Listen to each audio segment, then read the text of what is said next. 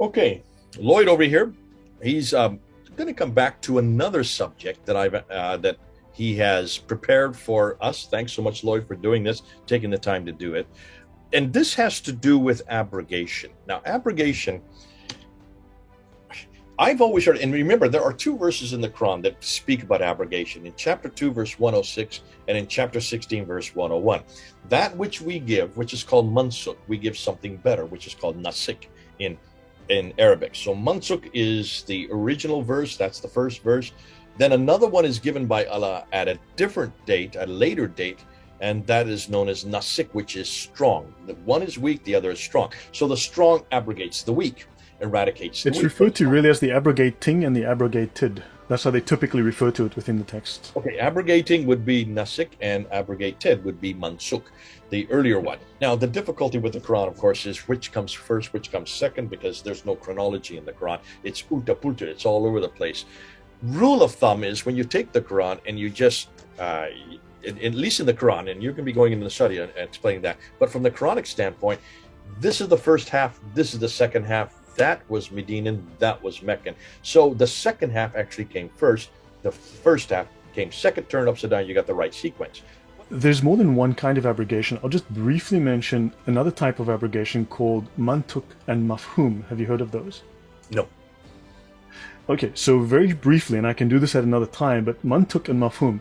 Let's say a verse in the Quran says the sky is blue. And now, Muslims have a look outside and they realize they made a mistake and the sky is bright pink. What happens is, the verse still says the sky is blue because that is what is in the text. However, when it is read by the scholars, it is understood to mean the sky is bright pink with yellow stripes. So you have the mantuk, the old meaning, and the mafhum, the understood meaning, if not the literal meaning. Does that make sense? Okay, so this correction needs to be made every time it's repeated, is what you're saying, or this is because they know it is wrong. They know the original is wrong, therefore they create a new understanding. I'm not that well versed. I'd have to go into my notes to get the specifics on that. However, just understand that it exists, that it is there.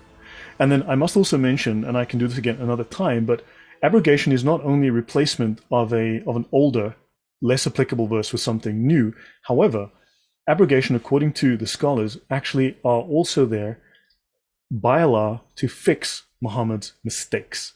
The scholars do state that.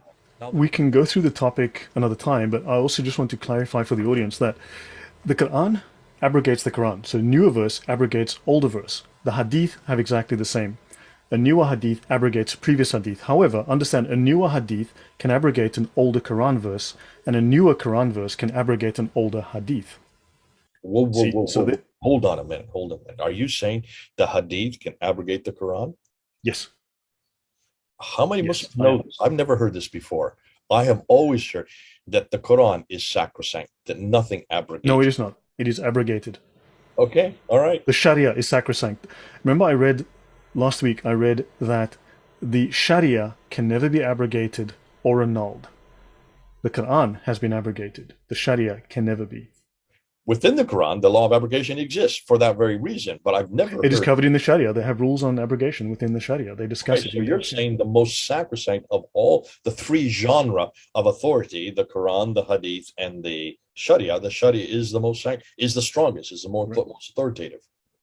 Okay? It is. The ijma, the consensus, is the primary source of ruling, of legislation, of authority, yes. And that's why you spent so much time on the Shariah, because you know that this is what they have to follow. Fascinating. Okay, this is good. All right, continue. All right. Right, so maybe we can jump onto the topics. It's just 3 slides, really. I just want to talk about a couple of subjects about how Christianity has been abrogated by Islam. So I'll share my screen and we'll just jump into that. Christianity has been abrogated by Islam. It has replaced all religions before it. So this is the Reliance of the Traveler, and you did say earlier that it is the Shaafi school of Fiqh manual. However, I do want to clarify, Jay, this is the most popular Islamic law manual in the world. Oh, so it's used by the Maliki and the Hanbali and Hanafi schools as well? This is the single most common and single most popular Islamic law manual in the world. Okay. It was written to be accessible. It is a single volume. It is not 4 volumes of thousands of pages. It's a single volume, and therefore it is very popular, and it is used by all schools of Islam. Would you suggest we buy it and have it in our library? I would strongly recommend that. Obviously you can download as PDF, but yes, it is a very valuable resource. We will put right there at the bottom in the description box. We'll show you where you can get it in PDF. So if you do want it, if you don't want to have to buy it, you can go ahead and get it. It's just one volume, and therefore I would suggest, as Lloyd is saying, that you all get a copy of it. So section W 4.0, the finality of the Prophet's message, taken from section A 1.5. This section has been translated to clarify possible confusions among Muslims as to Islam's place amongst world religions. They clarify for us here in point 2, previously revealed religions were valid in their own eras, as is attested to by the Qur'an. However, they were abrogated by the universal message of Islam, as is equally attested by many verses of the Qur'an. And these points are worthy of attention from English-speaking Muslims who are occasionally exposed to erroneous theories advanced by some teachers and Quran translators. And these erroneous theories are, they affirm that these religions' validity, or they're affirming these religions' validity, but denying or not mentioning their abrogation. So Islam has abrogated Christianity, right? Or that it is unbelief, kufr, it is unbelief for a Muslim to hold that the remnant cults, now bearing the names of formerly valid religions, such as Christianity or Judaism, are acceptable to God, Allah the Most High, after he sent the final messenger to the entire world.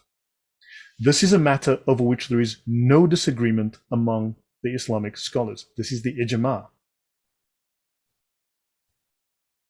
Now, Islam is the final religion that Allah will never lessen or abrogate until the last day. Wow. Okay. So we are remnant cults of formerly valid religions. When we pray according to the Islamic law, our prayers fall as ashes, as dust at our feet. Allah doesn't even hear us. He is blind to us. Okay. Wow. Puts us in our place and shows us where we are in the view of Muslims. And you can see, if they've been reading this, why they look down upon us. So it happens in every religion. Catholics do that to Protestants. Protestants see Jehovah's Witnesses and Mormons as cults. So we do that all. We kind of look down on the other as being something less than. And here you see that there's an injunction.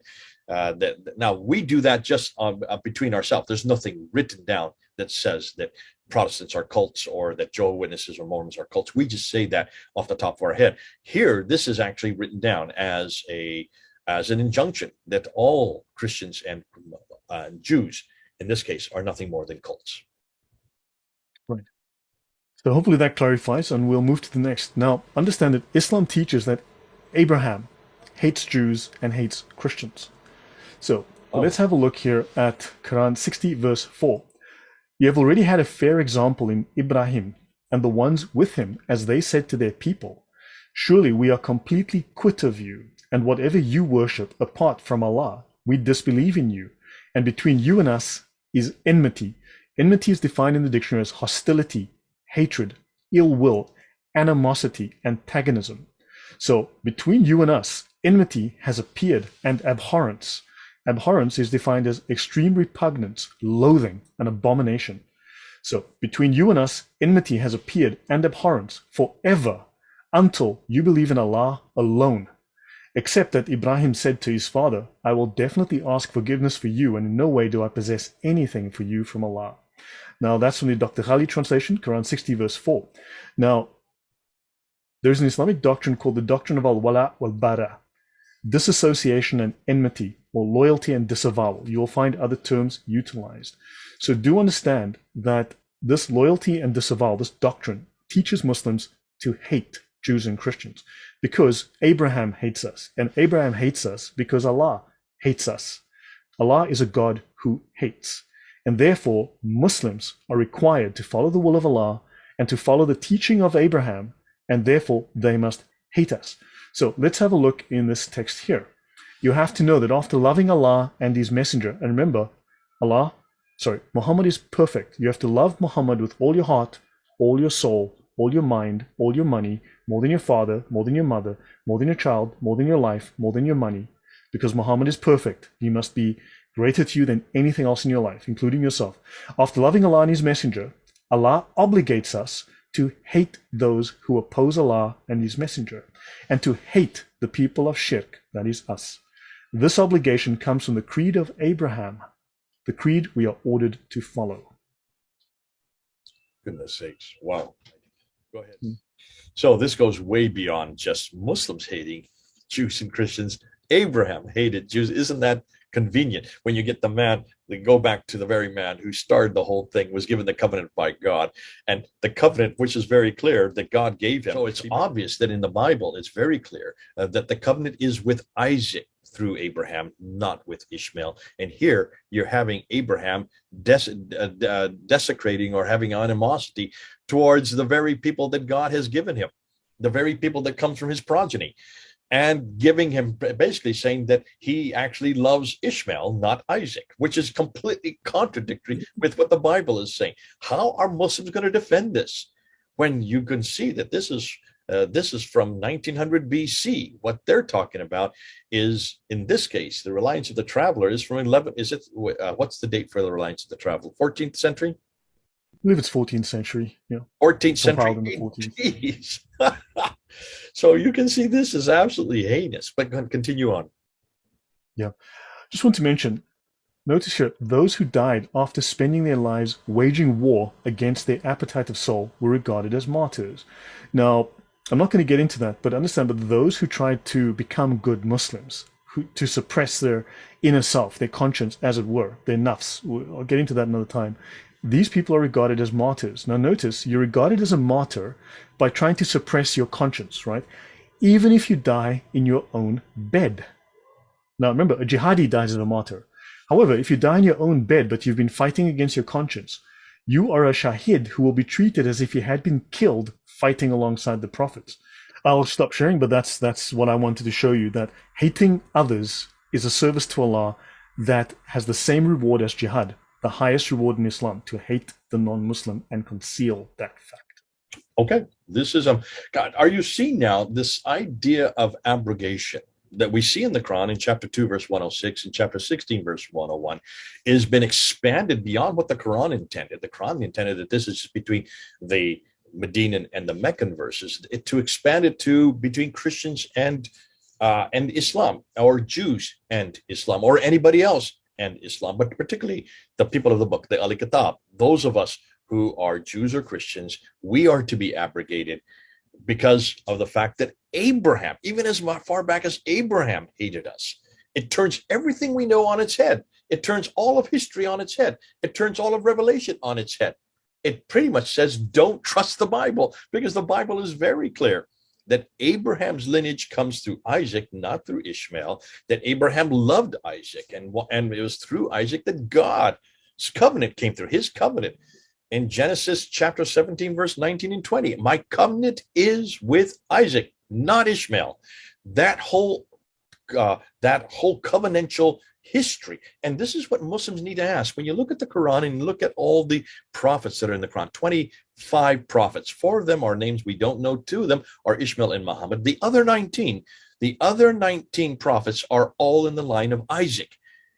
Obviously, even the Quran stipulates that the Isaac line is absolutely important. It is authoritative. It is so much stronger than that of Ishmael. Why then does this law of abrogation turn that on its head and say that Abraham hated that which in fact, he hated all those 19 prophets, is what it's saying. That to me is a contradiction. Muslims, are you following this? You can see the Reliance of the Traveler has got a problem here, because what it's showing me is the Reliance of the Reliance of the Traveler has not read the Quran, and whoever wrote the Reliance of the Traveler did not understand their own Quran, did not understand the prophetic line, did not understand the covenant that God had with Abraham, and did not understand Abraham. I'll leave it for you Muslims to try to make sense of all that and try to come up with some type of response. I wouldn't know how to respond if I were a Muslim. But it's obviously now why this hatred towards Israel is so rampant all over the Muslim world. It's obvious now why this anti-Semitism is, I see it in almost every Muslim I meet, regardless if they even know a Jew, or regardless if they have anything to do with Israel. Many of my Muslim friends who come from Pakistan and India have never met a Jew, and they'll never see a Jew, and have nothing to do with Israel, yet they hate Jews. Why is it this visceral hatred? Well, I can see why now. They have been pretty much indoctrinated to do so because of this law, not only of abrogation, but because of all the other teachings they have. And we saw in even just in the last episode where we saw the Al-Qayyim making slander upon slander against Christians and Jews. When you grow up with that type of slander, when you grow up with that type of, I've heard this from Muslims all the time. They look at us as pig eaters and urinators all the time. Now I see where it comes from. It comes from variations of Ibn Qayyim and Ibn Taymiyyah's work is found in what they call the tarbiyah guides, the behavioral guides or manners guides. Those are what Muslim students learn in their madrasa. But in fact, you even have variants for young children as early as 5 who go to like their version of Islamic school, madrasa for like little kids.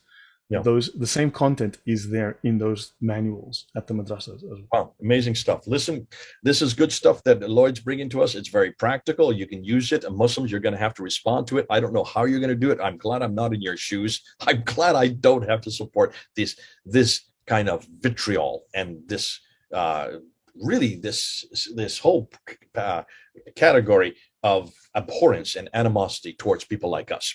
Nonetheless, it would be easy if there were nice Sharia verses or Sharia rulings, Sharia laws that said the opposite. If I'm wrong, and Muslims do say in the comments, I'm wrong, I'm a Google scholar, but this is directly from the major fiqh.